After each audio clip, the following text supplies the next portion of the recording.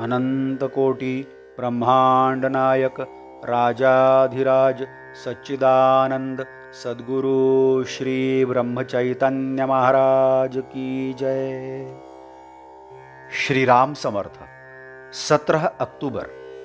अनन्यता में ही भक्ति का जन्म होता है। भगवान के बिना भक्ति नहीं होती। जैसे सौभाग्यवती कहने पर नारी का पति है ही ऐसा माना जाता है, वैसे ही भक्ति शब्द का उच्चारण करते ही वहां भगवान है ऐसा माना जाता है। भगवान ही भक्ति का प्राण है। भक्ति और माया दोनों भगवान की स्त्रियां हैं, किंतु वे दोनों सौतेली पत्नियां हैं। दुनिया का यह अनुभव है कि दोनों सौतेली नारियां एक घर में सुख से नहीं रहती। यदि हम माया को दूर हटाना चाहते हैं तो भक्ति को अपनाएं, तब वह माया को अपने आप दूर हटाएगी। माया का प्रभुत्व कम हो जाने पर अपना काम सफल होगा। व्यायामशाला में जाने वाला और न जाने वाला, इनमें थोड़ा फर्क तो नजर आना ही चाहिए। व्यायामशाला में जाने वाले के शरीर पर कसरत के गठिले होने का कुछ असर दिखाई देना चाहिए ना। वैसे ही जो भक्ति करता है उसकी वृत्ति में तनिक फर्क दिखाई देना चाहिए। यदि हम चाहते हैं कि हमें विद्या प्राप्त हो तो हमें विद्वानों की संगति करना चाहिए। उसी प्रकार यदि हम चाहते हैं कि भक्ति और आनंद हमें प्राप्त हो तो हमें भगवान की संगति में रहना चाहिए। सभी सृष्टि राम रूप में दिखाई देना भक्ति का फल होता है। इसीलिए अनन्यता की जरूरत होती है। अनन्यता में ही भक्ति का जन्म होता है। द्रौपदी की अनन्यता सच्ची थी।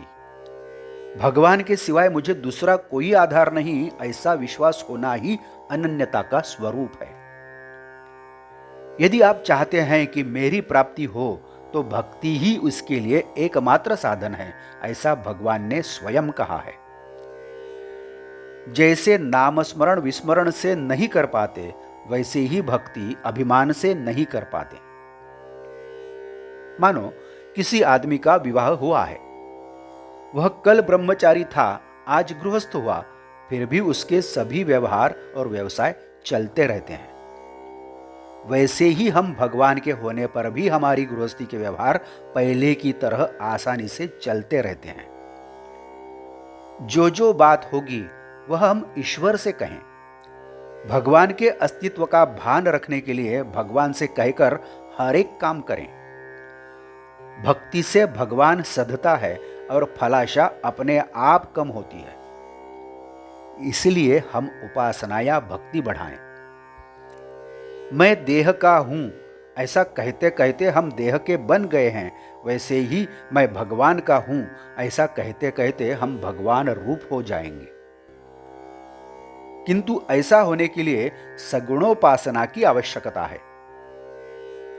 रास्ता चलने के सिवाय जैसे हम घर तक नहीं पहुंच पाते, वैसे ही सगुणोपासना के सिवाय हम उपाधि रहित नहीं हो पाते। राम करता है इस भावना का मतलब ही सगुणोपासना और यही सच्ची भक्ति का स्वरूप है।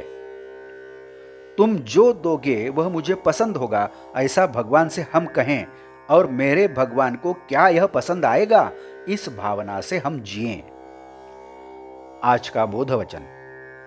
होने वाली हर बात भगवान की मर्जी से होती है, ऐसी भावना दृढ़ रखना का अर्थ ही है भक्ति करना। जानकी जीवन स्मरण जय जय राम। नमस्कार। मराठी और हिंदी में श्री महाराज की प्रवचने आप हर रोज सुन रहे हैं, लेकिन आपसे विनती है कि कृपया चैनल को भेंट देकर प्लेलिस्ट देखिए। प्लेलिस्ट के जरिए आप कोई भी प्रवचन अपनी सुविधा के अनुसार सुन सकते हैं।